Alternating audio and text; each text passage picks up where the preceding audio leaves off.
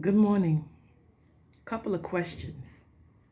How is it that one is deemed or could be deemed mentally incompetent?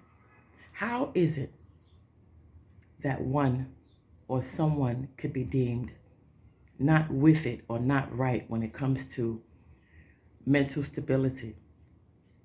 If you're a person and you've been through a number of traumatic experiences, but prior to the traumatic experiences, your life was okay. I mean, of course, you go through the normal stuff, but you were never on psychotropic drugs.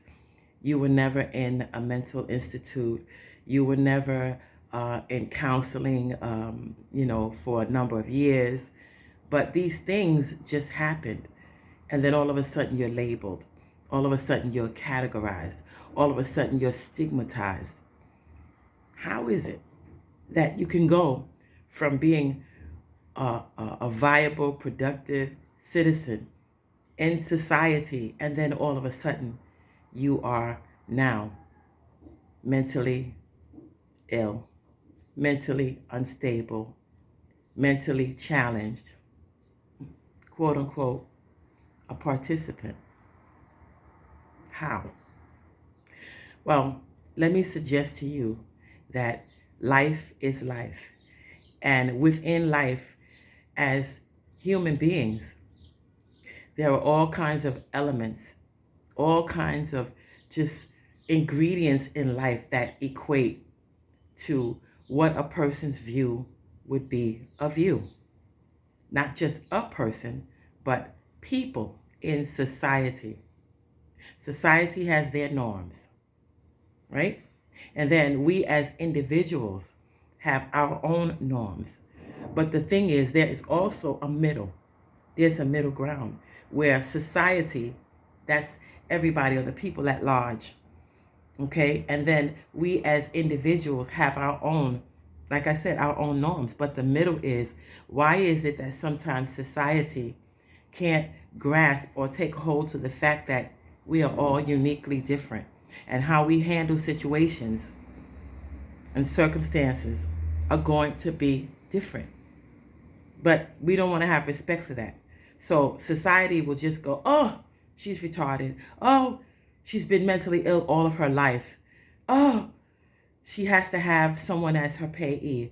Oh, she can't handle an apartment. Oh, well, yeah, she went to school at one point, but that was null and void. She never really graduated. Oh, well, she's not entitled to because she doesn't know how to handle things. She doesn't know money management. She doesn't know how to go and buy things the way that she's supposed. She doesn't know how to bank. She doesn't know how to save her money. Or he doesn't know how to dress properly. They just don't know how to handle anything. And they've been mentally retarded all their lives. Oh, yeah, we gave them an opportunity as a participant in our program to work and to work with the clients and to do this, but they were actually never on salary. But the thing is, one spent 12 years, another spent 7 or 8 years. But what was done at these programs was just outstanding. But the stigma or the stigmatization or the labeling or the categorizing never stopped. But wait a minute. You don't even know that you've been categorized. You don't even know that you've been stigmatized. This is in the workplace. You don't even know that you've been deemed mentally challenged. But you have an ID that says you are a viable, productive citizen worker. Not just a worker on a job, but a worker in society. You contribute. So here's the thing. The life that you had before all the traumatic experiences happened, like your mom could have died, your father could have died, your brother could have died. You could have been in, a very volatile marriage. You could have been in a situation, where you lost everything because of someone's neglect and someone's, what would you call it?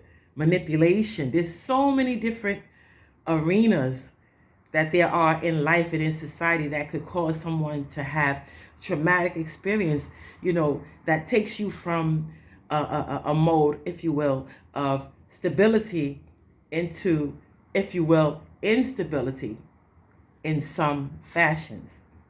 But it doesn't necessarily mean that you are out for the count. But for those people who are connected to you, sometimes directly and indirectly, it becomes a very, very, very, very lucrative thing to have you, or can become a lucrative situation to have you deemed as something that you were originally not. And that was mentally challenged. Come on. Hopefully you'll understand what it is that I'm saying, because this is going on with a lot of people today. You started out beautiful, got in your 20s, 30s, everything is good, 20s, 30s, and just something happened, and all of a sudden you're just in another place, and like, what is going on? But here's the thing. Whatever it is that God started, and yes, I'm saying God, whatever it is that God started. Some people might call God the creator. Some people might call him, Buddha. Some people might call him Allah. Some people, not getting with the semantics today. It has nothing to do with the semantics of it. Whatever was started will be finished in some way or another. Whatever was started in you will be finished in one way or another. The challenge is being in the middle, having to deal with those who know without a shadow of a doubt that you're not what others claim that you are, in terms of the mental status, or in terms of the status of wealth, or in terms of just the work status. Now, let me qualify that. There are those who knew you from the beginning and can definitively say, no, I went to school with them. And we all were together in the gifted class. And I know her well. I know him well. In fact, there are some people who can say, well, we were on the job together and there was no sign of anything. It was cool. It was beautiful. I mean, very productive and excellent at what he or she did and blah, blah, blah. And then there are those who can say, I was there when this traumatic thing happened. And yes, understandably so. We go through, and people go through times in their lives when things are out of sorts, but it does not necessarily mean that they are any different from what they were in the past. They're still that same person going through. The question is, who of the people who knew you then and still know you now would go through with you? Chances are you would not find many. And that means even those in the church, outside of the church, in the workplace, in the home, in the family, who would go through with you? Who could definitively step up to the plate and say, I knew this person when, and yes, they went through, but still, you won't find too many. And for those who knew you on the job as your bosses, directors and supervisors, and who know your work history, know that you were excellent at what you do and likable and had a lot of energy about what you did, passionate about what it is that you've done or that you do. If there's a situation, or yes, if there is a situation where it means that they may be, under the looking glass because of some things that happen, check this for a moment. Are they going to stand still and be on your side of it, or tell the truth about what happened with you? Or are they going to stand there and, the whole focus is them keeping their job? They will throw you under the bus. They will come and testify to the truth, but still throw you under the bus.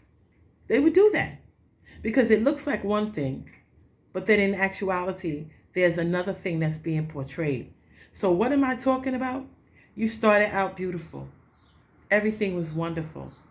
Your work is outstanding. And yeah, things do happen on a job. But if it boils down to the job, society, and others being affected by what they know, is the truth. Get that. They will throw you under the bus because their financial stability and their ability to function and continue to live at the lifestyle that they are accustomed to cannot change. So you become someone who is irrelevant to them. Now, it sounds like a few topics. No. Why is it that people are labeled? Why is it that people are categorized as mentally ill, mentally challenged, unable to do this, unable to work, and not able to handle their finances, and need somebody to do this for them and do that for them, and they're just not viable, productive citizens anymore? They need to be in a work program, but you started out wonderful. Life happened. The sad part about it is that in life, you have people whose most pressing issues, even though they know you're good, even though they know exactly who you are, where you've been, and what your capabilities are, and what your abilities are, what your giftings and your talents are, these people will try their best to suppress you or press you down, take from you the good so that they could look good and continue to live the life that they're accustomed to based on what it is that you've brought to the table. Not in truth, because if it was in truth that they really cared, they would not have a problem. And this is society. Those people that you know directly and indirectly, they would not have a problem saying, you know what? This person is this and this person is that, and some life situations or traumatic situations happened, and it does not take away from the fact that they were a force in this workplace, or they were a force and are still a force in this society. Do we walk around with a big P on our forehead to say participant? Actually, we are all participants in life. We are. Whether or not we are very intellectual, creative, idiot savant, clairvoyant, we are all walking around with gifts and talents and abilities. Some similar, some, with greater capacity than others, some with a little less. But it does not mean that we are not all one. We are one. But unfortunately, the way that we are treated is like we are scattered, labeled, no longer part of the one, but just a piece of what was once one. When we're born whole, a person. Whether or not there may be a limb missing or, a malfunction, we're still born as one. And as we exist in this world, we are one person, but in the body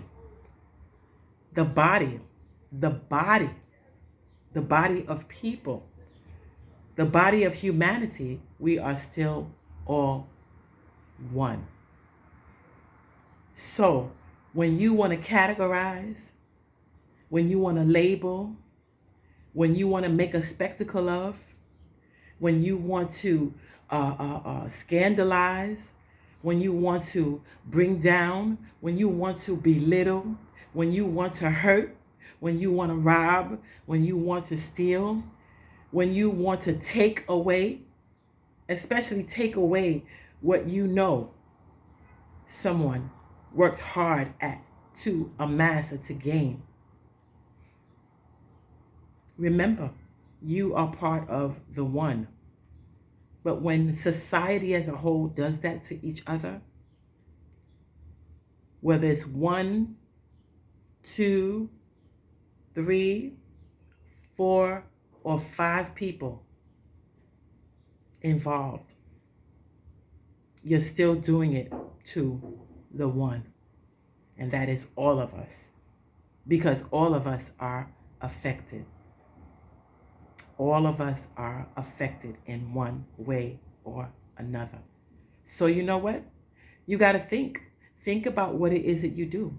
Think about what it is that you say. Think about how you've touched a life or how you've destroyed a life. What was the reason? Why? Did you want to keep your job? Was that most important?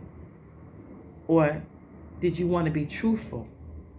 Or do you want to be truthful about what has happened and let the chips fall where they may? Like, you know what? I can't do it this way because I know the truth. There's not many people that would step up to the plate and do that because they don't want their world to be rocked. They would rather see you crushed and destroyed and hurt and harmed and without, just because. But at any rate, we still are all